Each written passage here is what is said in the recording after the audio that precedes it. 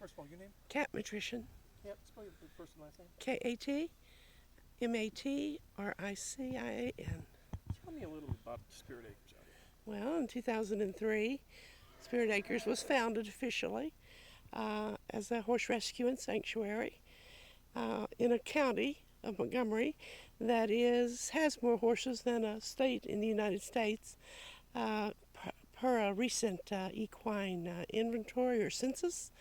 So with all the horses in this county, there's a need for shelter. There's a need for sanctuary and rescue. And in doing this, we decided to found it on a volunteer basis, hoping that the community would understand that it takes volunteers to do something like this. We use this farm to put the animals on, bring them in from all sorts of situations, obviously. The farm itself has a certification as a technical large animal emergency rescue, which means we have a lot of information on how to help animals, car wrecks, trailer wrecks, down in a pasture, in a grotto, or falling in a hole, or on the side of a mountain, fires. We're interested in all of that. I took my information studies with Lexington Fire Department in Kentucky, and they are very big in doing a lot of animal rescue there. Our firemen here in this county also, they're pretty much the ones that have to do it. So the information we got was very helpful. But in all, it's just one part of rescuing. We can save a horse maybe, we can help a horse, but what happens to the horses who are without homes? And there's countless horses without homes, without people to take care of them. People have trouble now, they can't feed them, or they don't feed them. There's lost horses. There's horses even just roaming around that have nothing. So we try to make a place where they can come.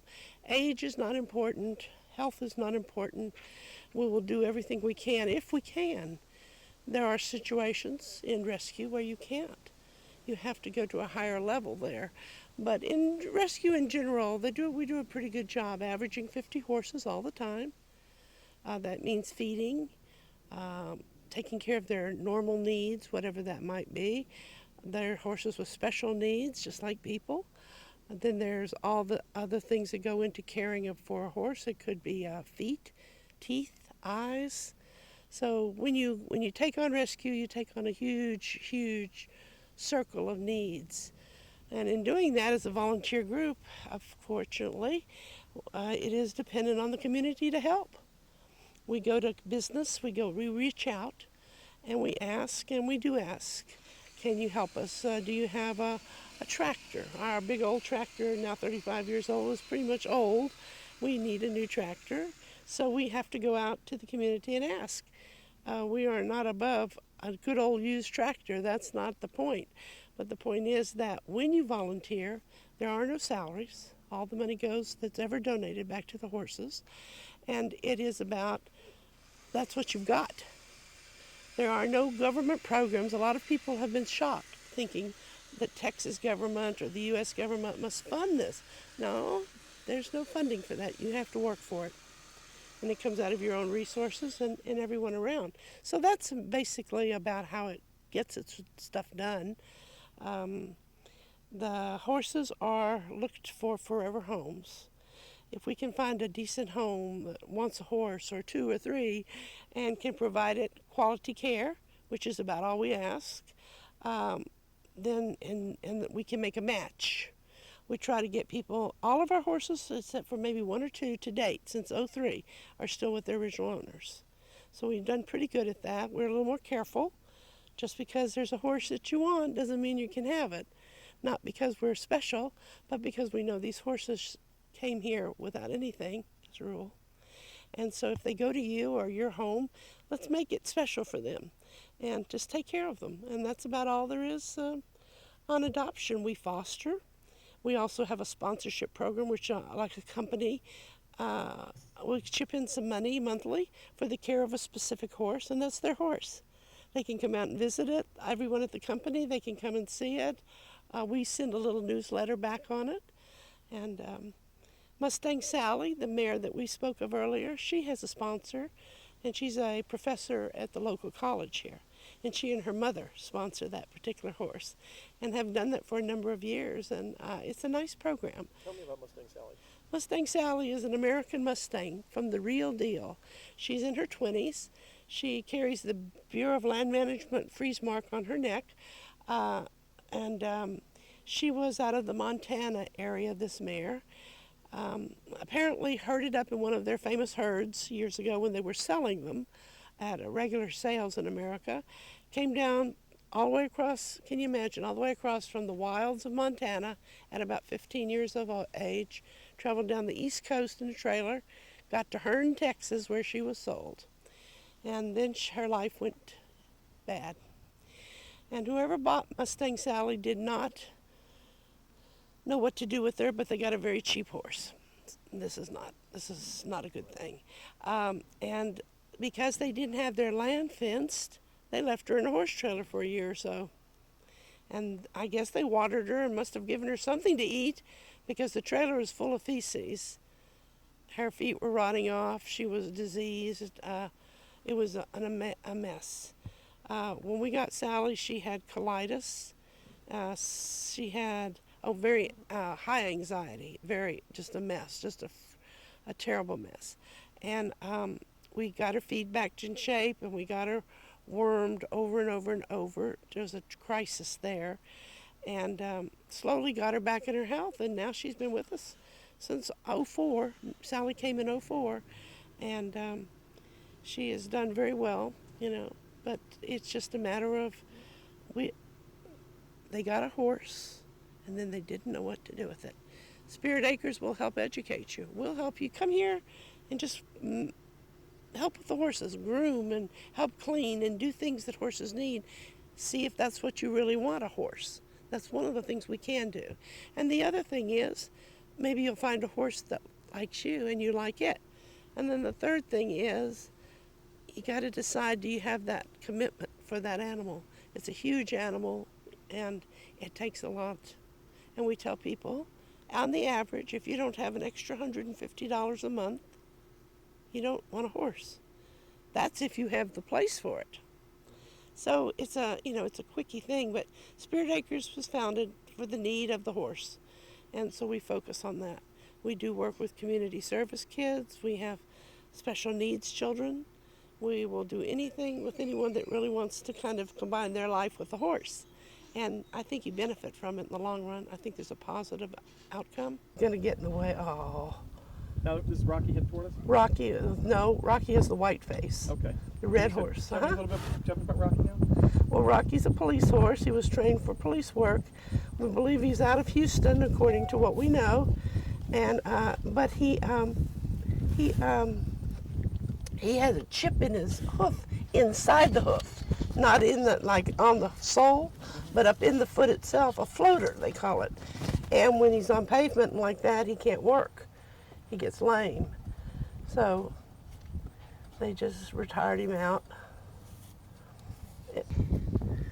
BJ is the ex-rodeo horse, and Velvet is an ex-race horse. What about BJ? You said no one ever rode him? Yep, that was it. He is a bucking horse, was a bucking horse for rodeo, and he never got rode. And yet he's a very nice big boy. How old is he? He's in his 30s.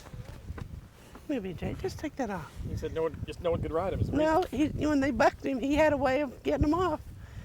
They tell me that it's a good chance that's why he lived and didn't go to slaughter, because they don't keep bucking horses to sell for pets. But because he was more of a hero type, because they couldn't stay on him, it may be why he lasted. And how old is he now? He's in his 30s. This one's name? Freedom. What about this one? And Freedom was the only one standing out of 20 horses on a farm. Just abuse or what? They all died of hunger. Yep. And the police named him Freedom because he got free. And it was a long, took a long time for him to come around, but he did good. Tell me a little bit about the black one. They're Tennessee walking horses. And they came out of a county on an abuse story where they had been physically abused as well as they were starved. So they're back on their feet, and they'll be fine. This is some sexual abuse I told you about in that case. On that case, on these right here? Yeah. What, the actual sexual abuse? Yeah. And how did you acquire them? Something like that? Police, a judge actually, contacted us about taking them out of the county, get them out of there. So he took them from the people. And he let them keep a couple horses up there that were their stallions. I don't know anything about it. But these mares all came out, so we took them all. There were 5, and then there were a couple burros, and we got them. We got them all. So we got one. The baby came after she was in utero. The baby was in the mother 2 years ago, and it's a neat story because our vets did the sonogram and did everything because I felt like the mare was pregnant. And there's nothing in there, Kat. Beautiful, beautiful, stop. And a few months later, there was a little baby. And so what that mare did was she hid that baby from her abusers, in other words, from what she knew. She wasn't going to let anything get her baby. And she protected that baby severely for a while. You're being a brat. Tell me about these two now. They were younger. They've been here a couple years now with their mom, and someone had thrown them away, and they were just living in an area that was just full of trash. And then one mare was with them, had a broken leg, and they were in the Houston area, Cleveland, that over 59, over that way. And we picked them up and brought them. They've been with us, though. They've never been adopted. I don't know, have a clue about why, because they're good horses. They're not trained, though. That makes a difference. Everybody, excuse me. Okay, let's see, what do we have here? We have Bay Molly. So this one right here? She's a foundation horse. She was headed to slaughter, and a man up in Cleveland, Texas couldn't let that happen when she came through the sale barn. So he stuck her aside with his goal. He owned the sale barn, not to let her go to kill. And they found me, and so we took her. And she is a foundation for the breed National Show Horse. She's a foundation mare. And I have her papers, and she's a deer. And this is Chloe. Chloe had 7-inch feet and was marked for kill. And a family in this area saved her but couldn't help her. So we took her on. And Chloe has a foot problem. Not anything bad, but it's just genetic. She was a racing horse, so she's well trained. So somebody did something with her in her life. Never had turnout. What's this one's name here? Superstar. Superstar? Tell me about Superstar. And Superstar and her sister lived in a barn, and it was one of the situations where they didn't have a lot of turnout, so the mare mostly was in a barn, didn't really know about turnout. So when this mare came to the farm and I turned her out, she stood in an invisible stall for about a week. She didn't know she could step out of a certain space. It's like it was imprinted on her head. And You get out every day. oh yeah, I turn them into the big pastures, but when I feed and like that. But there are days they have to give a little up for me, and today was one of them. So they got extra goodies this morning, but they're not happy. The problem is when you don't feel good, you lose patience, and I can't stand to lose my patience with the animals. And you will, you're on edge, you don't feel good. Here they are being their cutie selves, and you don't feel so cutie. So today they had to stay in their 3-acre pasture. Oh, the water's turned off. I'm sorry, but Larry has to fix that water pipe. I'm going to tell him about that. I will go and get some of that. Now, what was it called again? What was the tubing called again that you went through, and I'll manage the horses? Okay. This boy's out of Colorado. Which one is it? This one right here with the nose problem. It's inherent. There's not much we can do. We treat it. Vets have looked at him. Everybody's been looked at. People worry, but even broke, we manage to see vets. We have 2 or 3 vets we trust. Now, what's one on the nose here? You said It's an allergy. It's a skin allergy. And in the winter it'll heal up, and in the summer that's about as bad as it looks. And we put Silvadine on it and some other oils and things, the creams, sunscreen when we can. Where's he out of? Colorado. He came out of a sale in Colorado at the university. You're looking pretty crummy, old girl. I don't.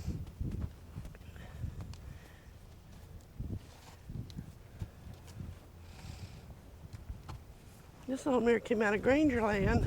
Which one did? This one. This one right here? Little paint. She's a Jordache. Was a famous well, really, he was almost purebred paint Arab, and just one of his daughters.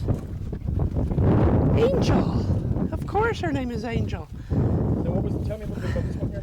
Well, she came out of a place out in Grangerland. You got to be careful because I don't know if you want me to hear say this.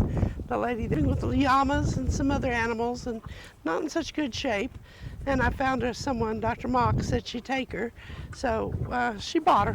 We paid, sometimes you do that. We bought her and brought her here and went through a series of, oh, look at her, she's so bossy. Okay. Yeah. Okay. How many horses do you have out here? I average 50 horses all the time. Feed bill's got to be atrocious. It can be. What do you normally feed a day as far as Pounds, 350 to 400 pounds of grain a day. And then alfalfa to some horses and hay to all horses. Get something. So you're going through what, bales or round bales? I use round bales when I can, and then we buy square bales, and if we have to just buy enough daily, that's what we do. And a bale of hay can average $10, and then a bag of feed averages, we'll just say 13, an average. It's up and it's down. When you have a farm like this and you're feeding multiple breeds, sizes, and health, you're not using just one kind of feed and throwing it. It's one thing if you have a field of 2-year-olds, but we have a field of everything from 2 to 35.